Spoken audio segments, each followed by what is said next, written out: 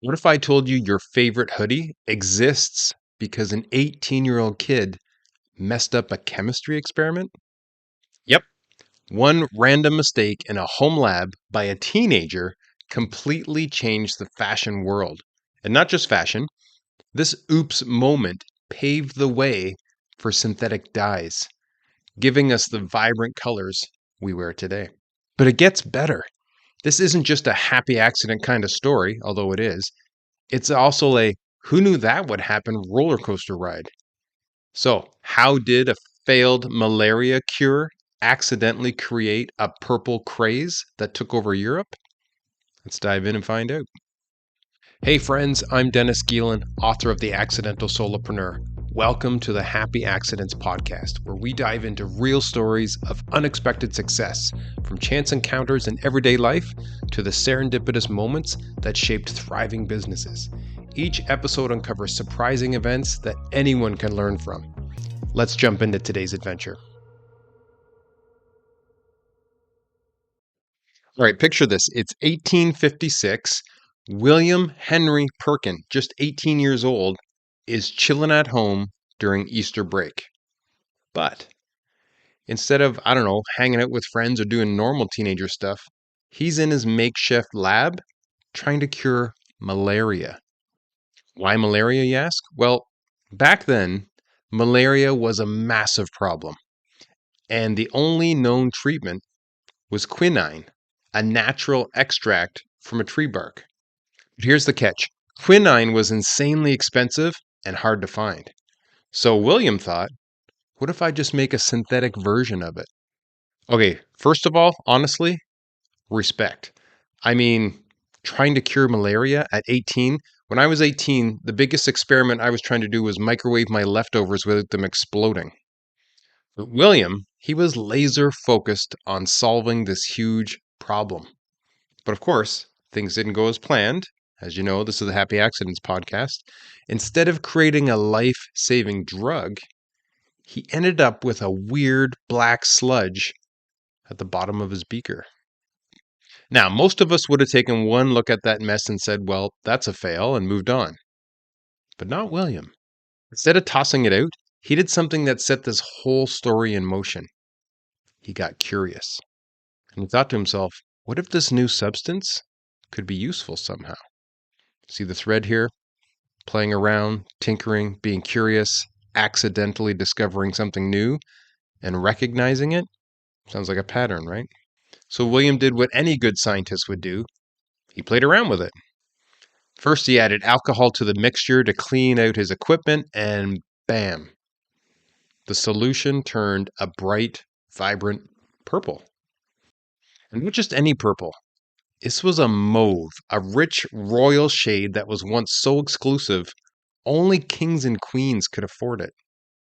William had no idea what he was looking at, but he knew one thing. This wasn't trash. This wasn't something I just throw away. I'm going to dig in and look at this even further. So here's where things get wild. At the time, dyeing fabric was a pain. Natural dyes were hard to make, they faded quickly, and that deep purple color, forget it. The only way to get purple was from crushed sea snails. Yeah, sea snails. Imagine having to crush thousands of snails just to make a scarf. But William's accidental creation, it was vibrant, it lasted, and it was cheap to produce.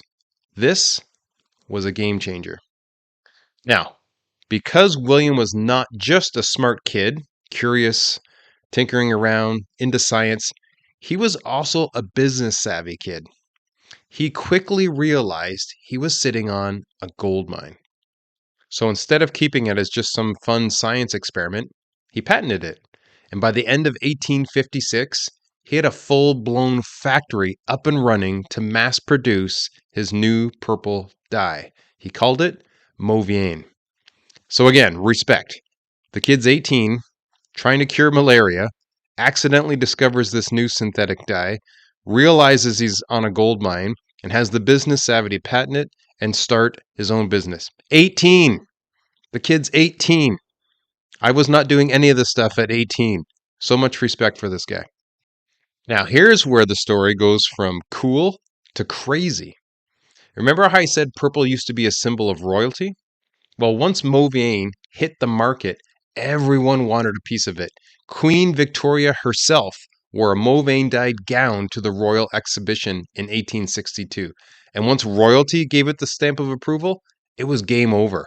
Fashion icons, socialites, and just about everyone who could get their hands on the mauve fabric were rocking this new shade. It sparked a fashion frenzy so intense the newspapers called it the mauve measles. Yeah, people were so obsessed with this color that it spread like a fashion epidemic. But here's the thing. William's discovery didn't just change what people wore. It kicked off an entire revolution. Mauve opened the door for the synthetic dye industry, which led to the development of a whole range of vibrant, affordable colors. And it didn't stop at fashion. This synthetic dye laid the foundation for innovations in medicine, photography, and even food science. Think about that for a second. One 18-year-old boy, one teenager's curiosity led to a domino effect that shaped industries we still rely on today. Okay, so what were the results of Perkin's life and history because of this accidental invention? I've got some fun facts for you here. I think you'll enjoy these. I did. First one is Perkins didn't just get rich from this. He also got knighted. In 1906, Queen Victoria's son, King Edward VII, knighted Perkin on the 50th anniversary of his discovery. So he went from a teen chemist to a knighted legend. Wow. Another fun fact, when Perkin first discovered the dye, he actually considered naming it Tyrian purple, after the ancient snail-derived dye used by royalty, but eventually he settled on Mauvienne, inspired by the French word mauve, which means mallow, which is a plant with purple flowers. Okay, this one's a pretty cool fun fact. After making a fortune from Mauve and other dye-related inventions, Perkin retired at the ripe old age of 36. Can you imagine? By the time most of us are trying to figure out our careers, Perkin was chilling and just focusing on more scientific research. So literally retired by 36. Just imagine you invent one thing by accident in your teens, and then you spend the rest of your life enjoying the perks. Literally. How cool is that? Okay, and lastly, here's a mind blower. Perkin's synthetic dye work indirectly inspired advancements in chemotherapy. Scientists who built on Perkin's dye chemistry developed compounds that later became key in treating diseases like cancer. How cool is that? So not only did Perkin change fashion, he accidentally helped pave the way for modern medicine. Talk about a double win and a pretty cool happy accident. So the next time you put on that bright colored hoodie or admire that vibrant pastel dress, just remember, you're rocking a piece of history that started because William Perkin decided not to throw away a messy experiment. And it makes me wonder, how many other mistakes have completely reshaped the world without us even realizing it? You see the pattern here? Take messy action, increase your luck surface area, recognize an unexpected opportunity when it comes your way, and then capitalize on it.